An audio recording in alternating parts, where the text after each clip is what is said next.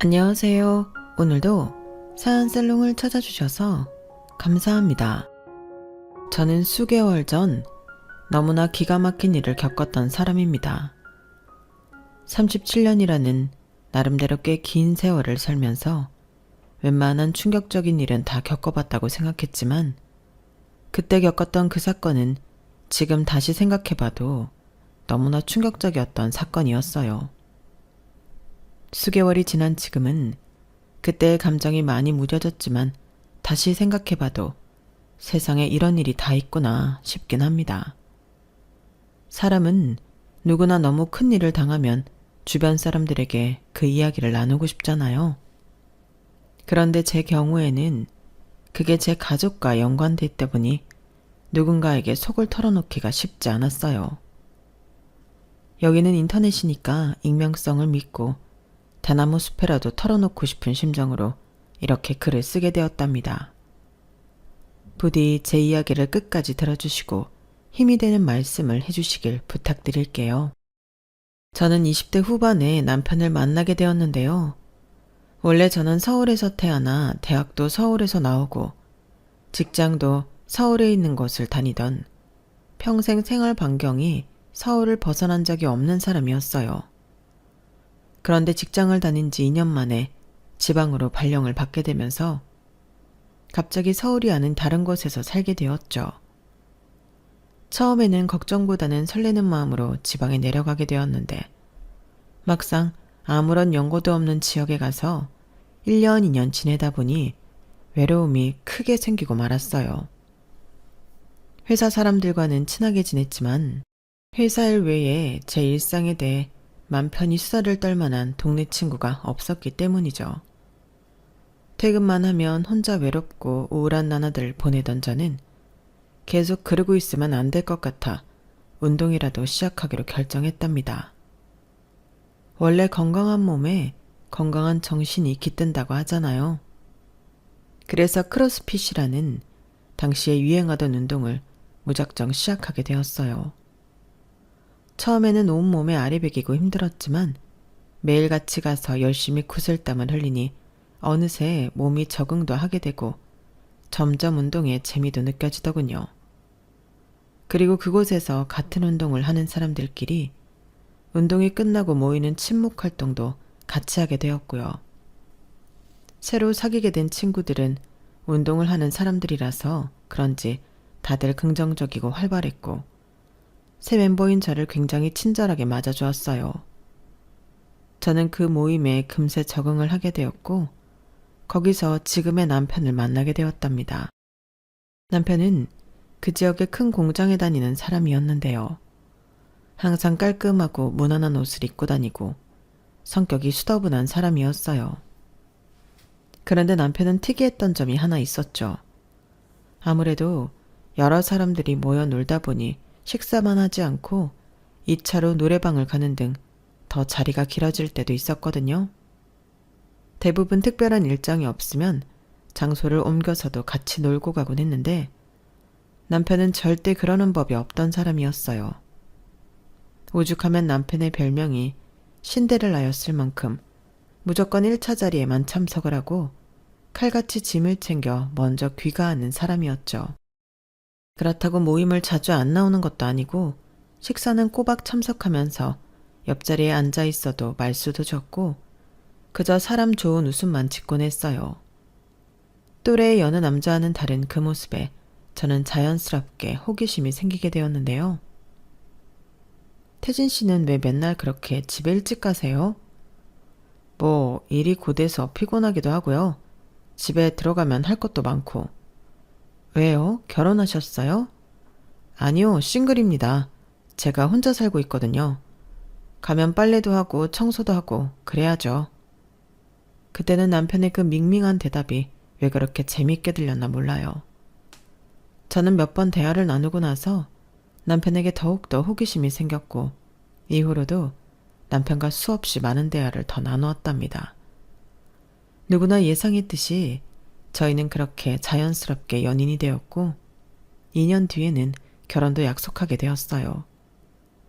지방에 가서 몇 년 지내다 올 줄 알았던 제가 거기서 만난 남자와 결혼을 하고 정착을 한다고 하니 주변 사람들이 많이 놀라긴 했었죠.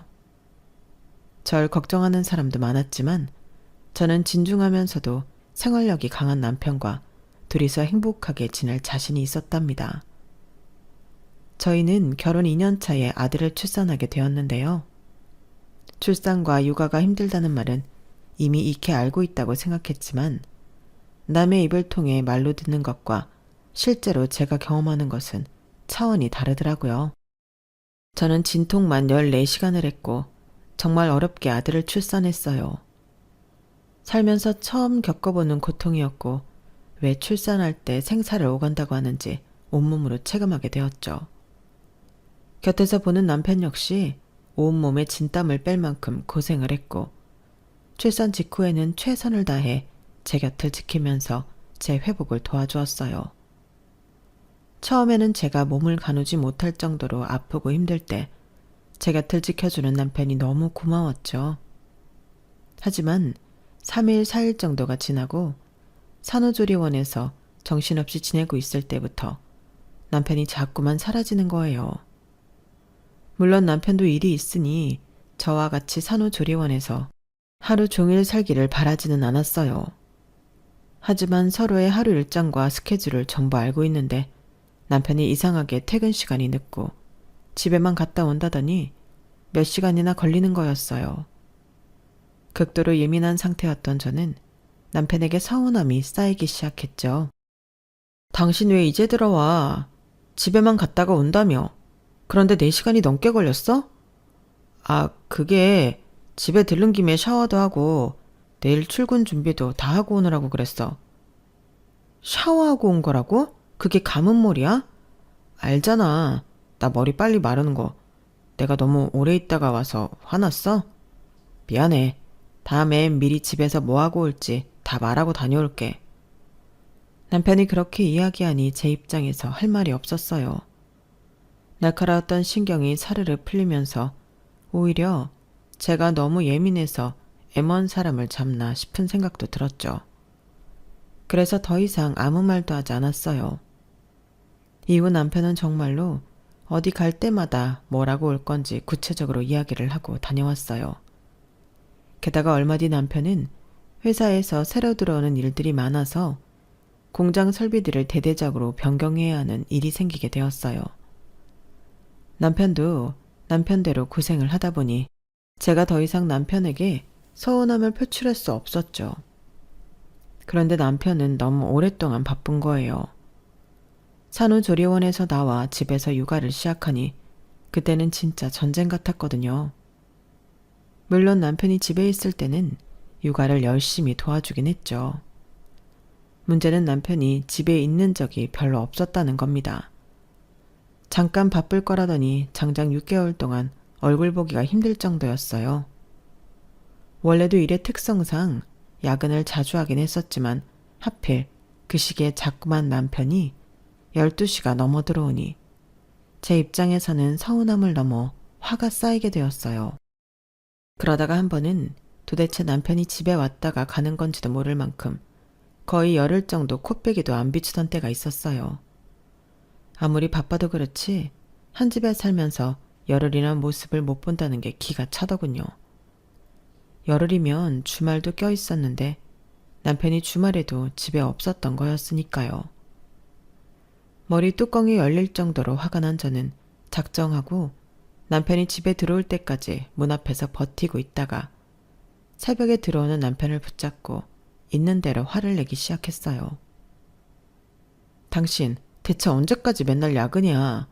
내가 언제까지 맨날 잠도 못 자면서 애를 혼자 키워야 하냐고. 공장 설비인지 뭔지 그걸 지금 반년 동안 하고 있는 거야? 그 회사는 뭐 당신 혼자만 일한대? 아니야. 그게 아니라 최근에 새로 들어온 신입이 사고를 쳐서 그래. 정말 미안해. 내가 관리자라서 지금 자리를 비울 수가 없어. 진짜 이 일만 끝나면 집에서 같이 육아 도와줄게. 여보, 정말 미안해. 그 일 끝나면 또 뭐가 있고 또 무슨 다른 일 생기고 그럴 거 아니야. 당신 나 몰래 바람 펴? 뭐가 그렇게 맨날 핑계가 많냐고. 아니야, 정말 없어. 그런 거 아니야. 이번 일만 끝나면 한동안 정말 안 바빠. 나는 친정도 멀고 육아 부탁할 시댁도 없어. 이 지역에서 혼자인데 너무한 거 아니냐고. 남편은 20대 초반에 부모님을 모두 여의고 혼자 살았던 사람이기 때문에 저는 시댁 식구가 없었거든요. 그렇다고 친정 부모님께 육아를 도와주러 매주마다 KTX를 타고 와달라고 할 수도 없는 노릇이었고요.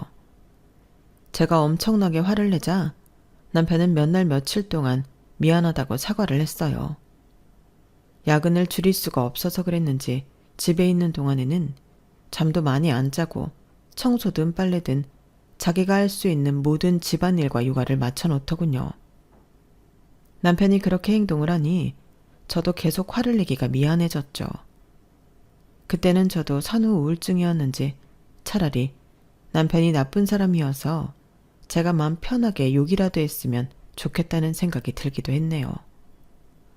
그렇게 남편과 저는 각자 힘들게 몇 년을 버텨냈어요.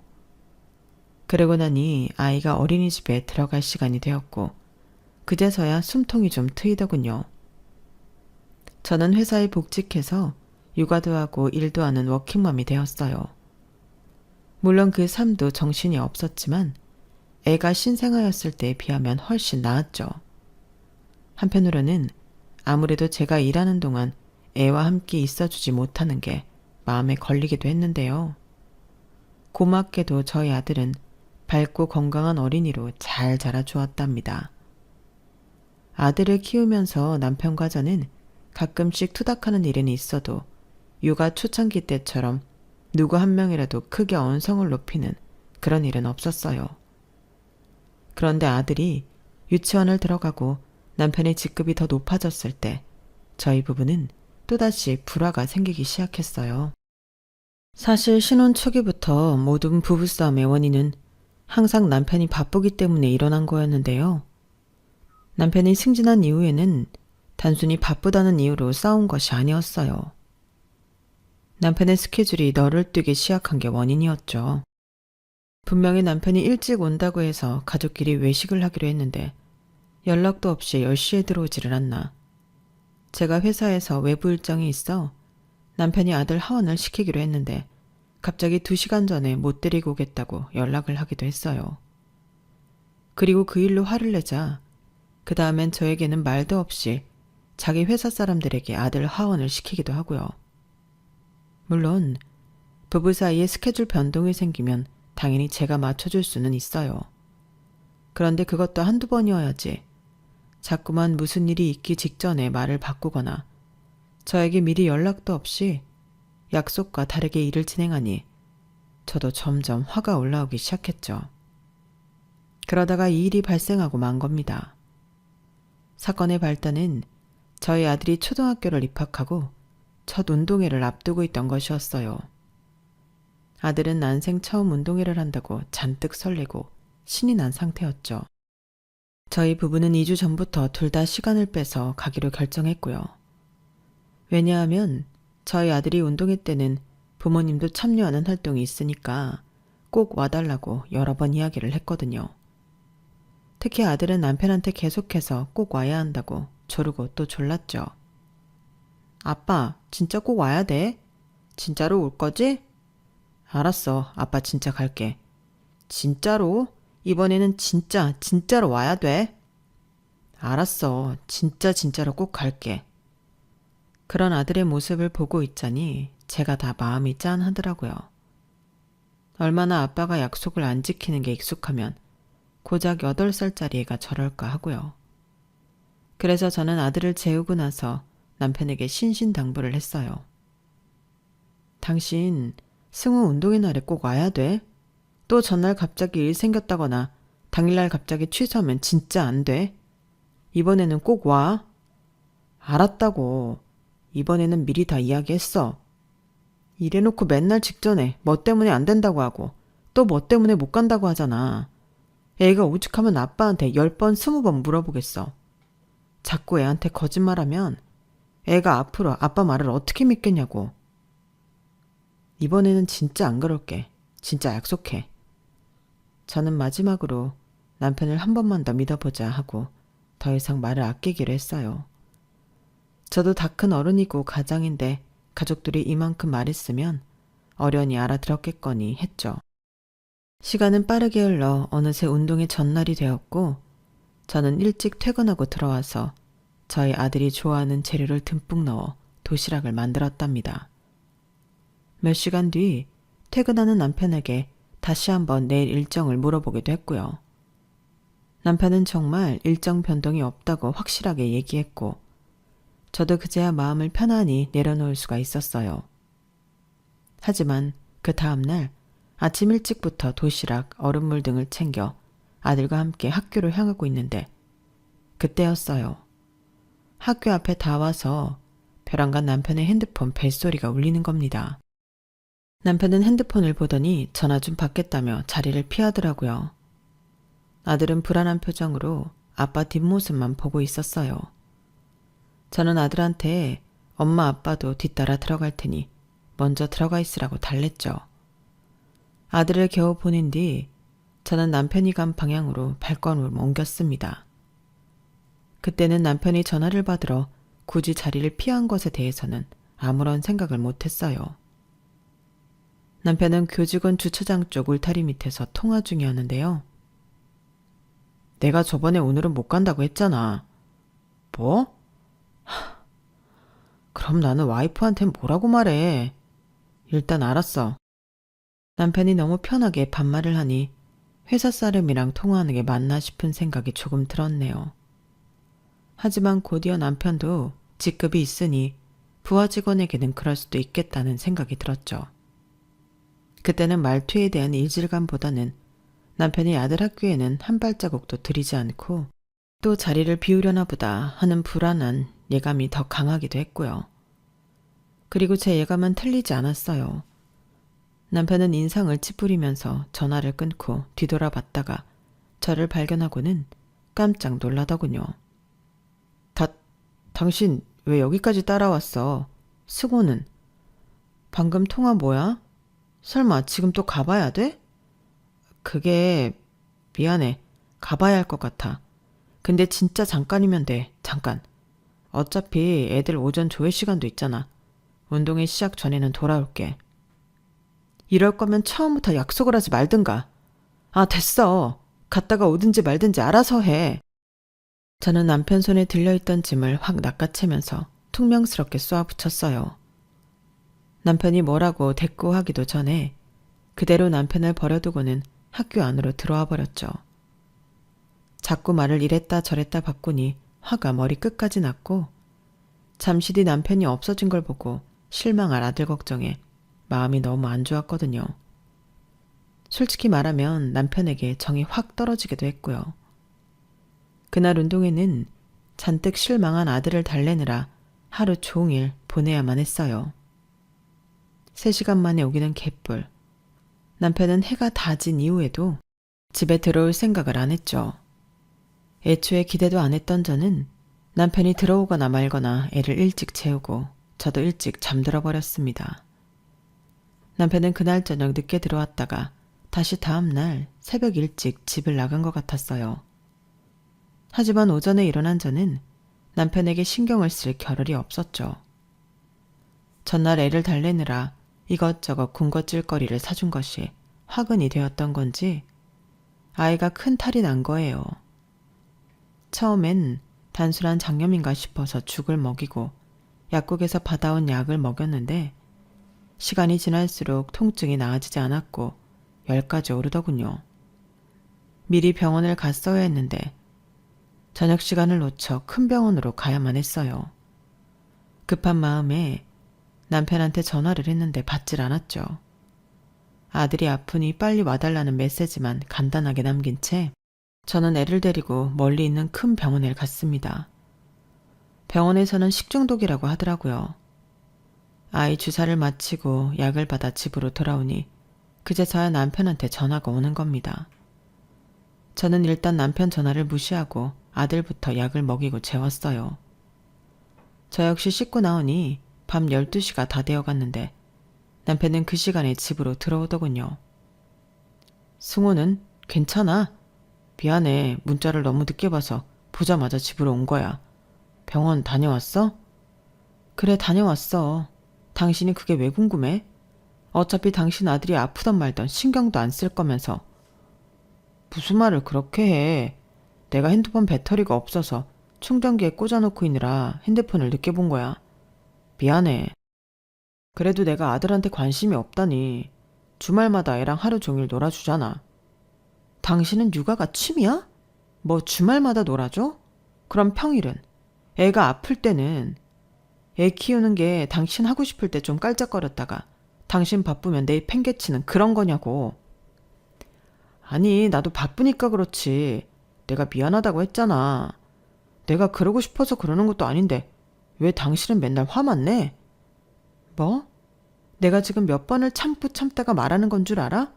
그 회사에서 일은 당신 혼자 다 해? 어? 이 집에서 당신만 직장인이야? 나도 회사에서 팀장이야. 그런데도 애한테 무슨 일 있으면 곧장 달려오고 상황이 어려우면 당신한테 얘기를 하던 애 학교 선생님, 학원 선생님한테 전화 돌려가면서까지 어떻게든 케어하려고 하는데 그걸 왜 나만 애쓰고 있어야 하냐고. 내가 지금 맞벌이 부부인지 싱글맘인지 모르겠어 아주. 나도 가장 노릇하려고 돈 버느라 그런 거잖아. 저는 그날 그동안 쌓여왔던 감정이 폭발해버려서 속에 있는 모든 말을 다 뱉어버렸어요. 그런데 남편도 제 말을 들어주는 게 아니라 똑같이 맞받아 쳐버렸죠. 제 딴에는 정말 몇 년 동안이나 참다 터진 건데 남편은 미안하다는 소리는커녕 자기도 가장 노릇하느라 그랬다는 말만 반복하더군요. 저는 그런 남편한테 정말 있는 정 없는 정 다 떨어져 버렸고요.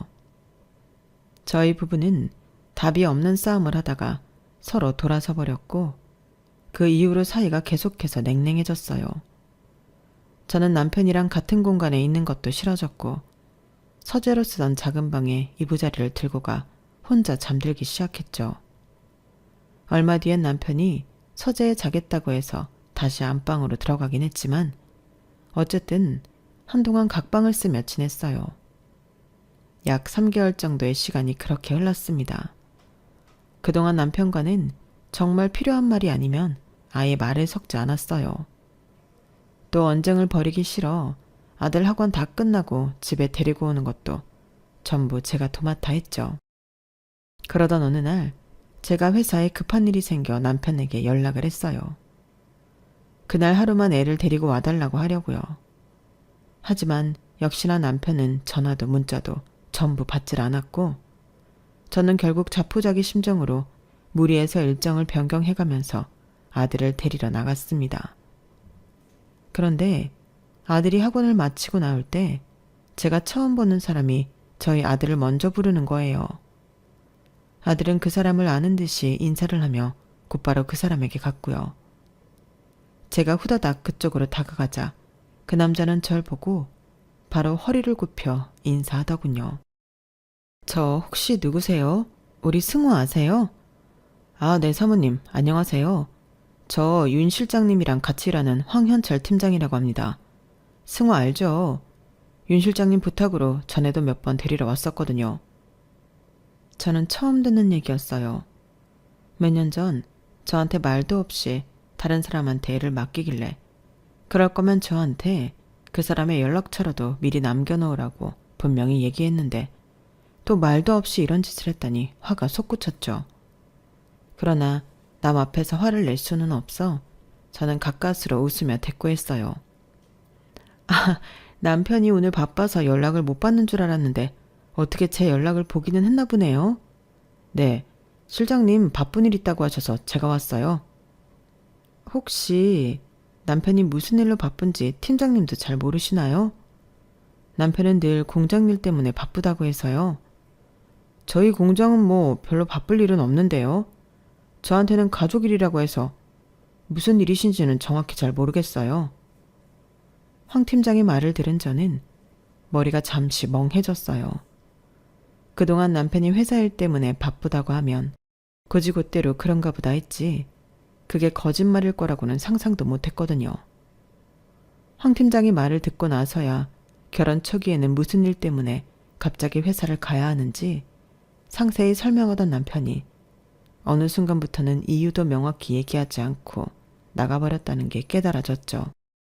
이유를 설명하지 않으면서부터 연락이 안 되는 날도 많아졌다는 것도요.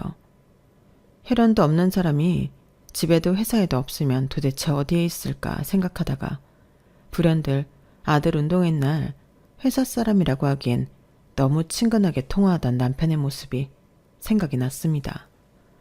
아, 이 남자가 바람을 피는구나 하고 그제야 깨달은 거죠.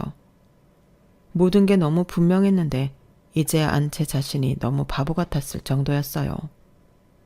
저는 그날 밤을 뜬 눈으로 지샜고 다음 날이 되자마자 제 친동생에게 전화를 걸었습니다. 제 동생이 변호사거든요. 전화해서 자초지종을 설명하니 동생은 연신 세상에만 반복하더군요. 세상에, 형부 진짜 쑥 맥인 농촌 청년 같더만 여자가 생길 줄이야. 그래서 증거는 잡았어? 어제 새벽에 몰래 남편 방에 들어가서 핸드폰이라도 보려고 했는데 비밀번호가 걸려있더라고. 풀어보려고 했는데 결국 못 풀었어. 확실한 증거를 잡기 전에는 절대 먼저 티내면 안 돼. 언니가 무기를 먼저 쥐고 있을 때 티를 내야 한다고. 알았어? 핸드폰 여는 거 말고는 무슨 방법이 없을까? 나 진짜 어제 한숨도 못 자고 애 생각하면 어떻게 해야 할지도 모르겠고 진짜 미치겠어. 나도 뭐 사실 이혼 전문 변호사는 아니잖아. 맨날 채권 추심 같은 거나 하지. 그래도 빚쟁이를 찾으러 다니고 이런 적 많았다며 현장을 그냥 확 덮쳐버릴까? 일단은 먼저 언니가 마음 편하게 먹어야 돼. 이거 몇 주 만에 끝나는 싸움이 아니라 1년, 2년 넘게 걸릴 수도 있어. 내가 동기 중에 이혼 변호하는 애들이 있으니까 물어봐 볼게. 내가 안 그래도 이번 주 주말에 속초에 여행 가려고 했었거든? 땡땡 리조트 예약해놨었는데 그때 만날래? 그래? 잘 됐네. 나도 차로 가면 금방이니까 그때 만나서 얘기하자. 승호 잠깐 친구네 집에 좀 가 있으라고 해야겠어. 그래, 일단 마음 단단히 먹고 절대 티내지 말고 있어. 알았지? 동생의 말에 저는 정말로 마음을 단단히 먹고 3일 정도의 지옥 같은 시간을 보냈어요. 다행히 남편과 대화가 단절된 지 오래라서 모른 척하는 건 문제가 되지 않았죠. 그런데 매일 밤 아이를 재우고 나올 때마다 마음이 찢어지는 것 같았어요. 아무것도 모르는 아들을 보자니 이혼을 하는 게 맞는 건가 싶기도 하고 지금처럼 말도 안 하고 방도 따로 쓰고 살다 보면 아들이 대학에 갈 때까지는 버틸 수 있겠다 싶기도 했죠. 속으로 오만 가지 고민을 하며 3일 밤을 설치고 나니 드디어 주말이 되었어요. 저는 미리 아들 친구의 엄마에게 부탁을 해놓고 약속된 시간에 애를 친구 집에 데려다 주었어요. 소정의 감사표지와 가족들 다 같이 드시라고 과일도 가져다 드리면서요. 그리고는 바로 동생과 만나기로 한 땡땡 리조트를 향했습니다. 리조트 앞에서 만난 저희는 일단 1층에 있는 카페테리아에 자리를 잡았어요. 동생이 자기가 이것저것 알아왔다며 서류를 꺼내드는 모습을 멍하니 지켜보고 있는데 벼랑간 동생이 제 뒤쪽을 뚫어져라 쳐다보는 겁니다. 뭐야, 뭔데? 저도 동생을 따라서 뒤를 돌아보았지만 아무도 없었어요. 왜 그래? 누구 있어? 아니, 그게 아니라 저거 형부차 아니야? 형부차가 여기 왜 있어? 동생이 손가락으로 가리키는 곳을 보니 정말로 저 멀리 남편의 차가 막 주차장으로 들어오고 있는 게 보이더라고요. 예상치 못한 일에 저희 두 자매는 당황해서 허둥지둥 가방부터 챙기고 일어났어요. 뭐 어떻게 해야 돼? 난 당연히 출근한 줄 알았는데 일단 숨어? 당연히 숨어야지. 여기 있으면 바로 보이잖아. 저기 기둥 뒤를 일단 자리 옮기자. 빨리 와. 동생의 말을 따라 저는 후다닥 리조트 입구와 먼 자리로 자리를 옮겨갔어요. 잠시 뒤 주차를 마친 남편이 차에서 내려 입구 쪽으로 걸어오고 있는 게 보이더군요. 설마 지금 불륜의 현장을 목격하는 건가 싶어서 저는 심장이 터질 듯이 쿵쾅대고 있었어요. 언니, 일단 전화해봐. 지금? 전화해서 어디 있는지 물어봐봐. 형부가 언니한테 거짓말하는지 한번 보자. 저는 동생의 말을 듣고 얼른 핸드폰을 꺼내 남편에게 전화를 걸었습니다. 남편이 전화를 안 받으면 어쩌나 싶었는데 다행히 핸드폰을 보자마자 전화를 받더라고요. 무슨 일이야? 당신 지금 어디야? 나? 어디긴 잠깐 사무실에 점검 좀 하러 왔지. 왜? 눈 하나 깜짝 않고 거짓말을 하는 남편을 보고 저는 쿵쾅대던 심장이 차가워지는 것 같았어요. 긴장되어서 떨리던 목소리로 저절로 착 가라앉게 되더군요. 그래? 얼마나 걸려? 나도 오늘 일 있어서 급하게 회사에 들러야 하거든. 글쎄, 저녁 늦게까지 있어야 할 것 같은데. 무슨 일인데? 알았어. 그럼 신경 쓰지 마. 저는 평소 기분이 언짢을 때처럼 전화를 끊었고 남편은 통화가 끊어진 핸드폰을 보고 머리를 벅벅 긁더니 엘리베이터를 향했어요. 그 모습에 저는 얼른 동생의 등을 떠밀었죠. 야, 얼른 네가 따라가. 내가? 내가 따라가면 뭐? 눈 마주치고 인사라도 하게? 너는 안 본 지 오래됐잖아. 지난 추석 때도 봤구만. 뭐래? 알았어. 뭐 어떻게든 해볼게. 어느 호실로 가는지 보고 나서 말해줄게. 동생은 궁시렁대면서도 얼른 남편 뒤로 따라가 붙었고 다행히 다른 인파에 섞여 남편에게 들키지 않고 같은 엘리베이터를 타는데 성공한 듯 했습니다.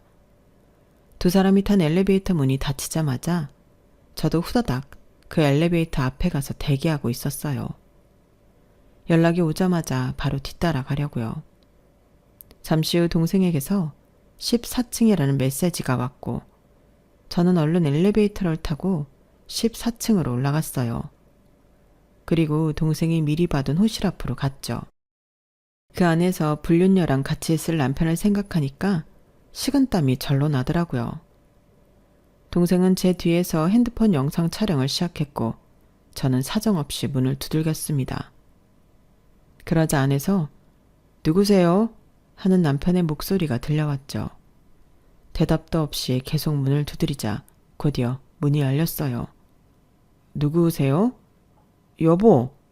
의아한 표정으로 문을 연 남편은 절 발견하자마자 깜짝 놀랐고 저는 남편을 두 손으로 힘껏 밀치며 방 안으로 들어갔어요. 동생도 카메라를 계속 켜둔 채 뒤따라 들어왔죠. 두 사람이 어떻게 여기에... 잠깐만 여보. 어딨어? 어딨냐고 이 더러운 년놈들. 그 순간에는 저도 눈이 돌아가서 불륜녀 머리채라도 잡을 기세로 방 안으로 들어갔는데요. 중문을 열어 젖히고 들어가자 제 눈에 들어온 건 불륜녀가 아니었습니다. 휠체어에 탄 어떤 남자였어요. 전혀 예상치도 못했던 상황에 저는 그 자리에서 얼어버렸고 동생 역시 놀란 기색을 숨기지 못했죠. 저희 두 자매가 너무 당황해서 아무 말도 못하고 있자 남편이 땅이 꺼져라 한숨을 쉬면서 저에게 오더군요. 우리 형이야. 인사해. 안녕하세요. 남편의 형이라고 소개한 그분은 몸이 많이 불편하신 것 같았어요. 얼굴도 두 팔도 마음대로 제어가 안 되시는 듯 해보였고 저희를 보면서도 어눌하게 인사를 할 뿐 바로 시선을 돌려버리셨죠. 뒤늦게 이성이 돌아왔는지 동생은 급하게 카메라를 꺼버렸어요. 남편도 적잖이 당황했는지 한동안 머리를 벅벅 긁고 마른 세수를 하더니 한참 뒤에 일단 집에 가 있으면 자기가 저녁에 집에 들어가는 대로 이야기를 하자고 하면서 저희를 보내려고 했어요. 그러자 눈치도 빠르고 머리도 좋은 동생이 자기가 아주버님과 같이 있을 테니 저희 둘이 나가서 대화를 하고 오라고 배려해 주더군요. 남편은 잠시 고민하다가 여러 가지 주의사항을 이야기해 주면서 무슨 일이 있으면 바로 연락을 달라고 신신당부를 했어요. 이후 저희 부부는 자리를 옮겨 대화를 하게 되었죠. 처음에는 입이 잘 떨어지지가 않았는데 남편이 먼저 저에게 이야기를 시작하더군요. 덤덤한 말투로 얘기를 시작하던 남편은 곧 눈물을 뚝뚝 흘리면서 고해성사를 했어요. 원래는 형은 계속 요양시설에 있었어. 그런데 7년 전에 갑자기 그 시설이 운영난으로 문을 닫아버려서 그래서 어쩔 수 없이 형 맡길 요양시설을 알아보느라고 내가 옆에 있어줘야만 했어. 형은 태어날 때부터 선천적으로 뇌성마비 환자라서 보호자가 없으면 하루도 생활을 못해. 급한 대로 원룸이라도 구하고 간병인이라도 불러서 교대로 봐주고 있었지. 그러다가 우리 집에서는 멀지만 여기 가까운 데에 요양시설이 있다고 해서 들어왔고 그게 한 6개월 정도가 걸렸었던 거야. 그때 당신은 승우 나온 지 얼마 안 돼서 엄청 힘들었었는데 내가 곁에 있어줄 수가 없었어. 정말 미안해. 남편은 계속 말을 이었어요. 새로운 요양시설로 옮기고 한동안은 괜찮았는데 갑자기 형이 여기저기가 아프기 시작했다고요. 저희랑은 다르게 뇌성마비 환자는 노화가 훨씬 빠르고 몸이 더 빨리 망가진다고 하더군요. 4년 전에는 고관절이 탈구돼서 수술을 받았고 작년에는 신부전증 진단까지 받았었다고 해요. 그 과정에서도 수술과 통원치료를 몇 번이나 받았어야 했고 유일한 보호자였던 남편은 그때마다 달려왔어야만 했었던 거죠. 남편은 그 외에는 2, 3주에 한 번씩 형을 만나러 왔는데 어디 밖에 나가기 불편하니까 그 리조트에 자주 데려와 경치라도 좋은 걸 보여주곤 했다고 해요. 그곳이 높은 층에 뷰가 굉장히 좋은 편이거든요. 남편의 말이 끝날 때까지 조용히 듣기만 하던 저는 가장 중요한 질문을 던졌는데요. 근데 왜 여지껏 나한테는 비밀로 했어? 나한테는 외동아들이라고 했잖아. 몸이 아픈 형이 있어서 형 봐주러 가야 된다고 얘기를 했으면 오해할 일도 없었잖아. 그게 사실 부모님이 돌아가시기 전에 장가갈 때는 형이 있다고 얘기하지 말라고 하셨어. 뭐? 형도 그걸 원했고 이 사실을 알면 나한테 시집 올 여자는 없을 거라면서. 그럼 시집 온 다음에는 시집 와서 거진 10년을 같이 산 다음에는 그때는 얘기해도 되는 거 아니야? 아니 그동안 그렇게 오해가 쌓이고 나랑 관계가 틀어져도 그래도 절대 이야기를 안 할 생각이었다고? 이유를 말했으면 정말 이혼할까봐 그랬어. 어이가 없는 남편의 대답에 저는 벌떡 일어나 남편의 등짝을 사정없이 내리쳤어요. 남편은 악소리를 지르며 등에 불이 나도록 저에게 얻어맞았죠. 당신이 하도 말을 안 해서 이혼하려고 했어. 하도 아무 말도 안 하고 지멋대로 굴어서 이혼하려고 했다고. 집구석에는 오지도 않고 공장 일도 바쁘지도 않다는데 하고 날 연락도 없이 사라지니까 내가 오해를 할 수밖에 없잖아. 그래 안 그래? 아 그래. 나는 당신이 바람피는 줄 알았다고 이 화상아. 수년 동안 쌓여 있었던 울분을 토하며 남편을 사정없이 때리던 저는 그만 다리에 힘이 풀려 주저앉아서 엉엉 울었어요. 그런 절 보고 남편도 절 안고 엉엉 울고 사람들이 다 이상하게 쳐다보고 갔지만 저희는 다른 사람을 신경도 못 쓰고 우느라 바빴네요. 그렇게 서로 쌓인 오해를 푼 저희 부부는 그날 이후로 연애할 때로 돌아간 것처럼 서로 사이가 다시 좋아지게 되었답니다. 남편은 아들에게도 그동안 아빠가 함께 해주지 못해서 미안했다며 사과를 했고 한동안 멀어졌던 남편과 아들 사이도 회복할 수 있게 되었어요. 가족끼리 관계가 모두 회복된 뒤 저는 그동안 아주버님 요양시설 비용이나 수술비는 어떻게 해결했는지 물어보았는데요. 남편은 그동안 아주버님의 모든 요양원 비용과 병원비를 돌아가신 시부모님이 남겨준 유산으로 해결했다고 해요. 시부모님이 당신들 유산을 전부 아주버님 치료비로 써달라고 부탁하셨다고요. 유산의 전부를 아픈 첫째 아들에게 맡기면서 둘째 아들에게는 형을 언급하지도 말고 지내라고 하셨다니.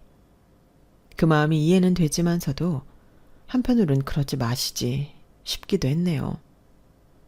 이런 문제에 정답은 없지만 그래도 진짜 가족을 만나면 비밀을 털어놓으라고도 말씀해 주셨으면 좋았을 텐데 말이에요. 갑자기 큰아빠가 생긴 아들은 처음에는 아주버님을 보고 조금 겁을 먹는 것 같더니 이내 적응하게 되었어요. 아주버님과의 의사소통은 상당히 힘들지만 그래도 남편이 정기적으로 방문할 때는 저는 꼭 아들의 손을 잡고 남편과 함께하고 있답니다. 남편의 말로는 아주버님이 일반인처럼 오래 살기는 어려울 것 같다더라고요. 그래서 저희 곁에 계실 때 자주 만나게 해주는 게 좋을 것 같았어요. 아주버님도 조카를 좋아하시니까요. 또 다른 이유로는 저희가 계속 같이 다녀야지 남편도 가족은 서로 숨기는 것 없이 모든 걸 함께 해야 한다는 걸 깨달은 것 같았거든요. 제 노력 덕분인지 처음엔 어색해하던 남편도 이제는 편하게 형을 보러 가자고 이야기를 할 수 있게 되었죠. 그리고 이제는 제가 물어보지 않아도 남편이 먼저 회사에는 무슨 일이 있는지, 아주버님에게는 무슨 일이 있는지 미주알 고주알 얘기하기 시작했답니다. 그뿐만이 아니라 누구보다도 더 연락이 잘 되는 사람이 되기도 했어요. 물론 여전히 저희 부부 둘 다 맞벌이를 하고 육아도 하고 아주버님까지 챙기면서 바쁘게 살고 있지만 서로 오해만 깊어지던 지난 날들을 생각하면 현재가 훨씬 마음이 가볍고 행복하네요. 지금까지 저희 가족이 이렇게 다시 하나가 된 이야기를 들어주셔서 정말 감사합니다. 지금은 수개월이 지났지만 가끔씩 당시를 생각해보면 무슨 이런 기막힌 일이 있나 싶은 생각을 종종 하곤 했어요. 그러다가 이렇게 제 사연을 보내게 되었고요. 혹시나 현재 인생이 너무 힘들고 고된 부분들이 있다면 저희 가족이 서로 화해했던 이 이야기가 따뜻한 위로가 되었으면 좋겠습니다. 끝까지 들어주셔서 감사합니다. 여러분, 사연 댓글에 응원과 현명한 조언 부탁드려요. 좋아요와 구독은 저에게 큰 힘이 됩니다. 오늘도 좋은 일 가득하세요.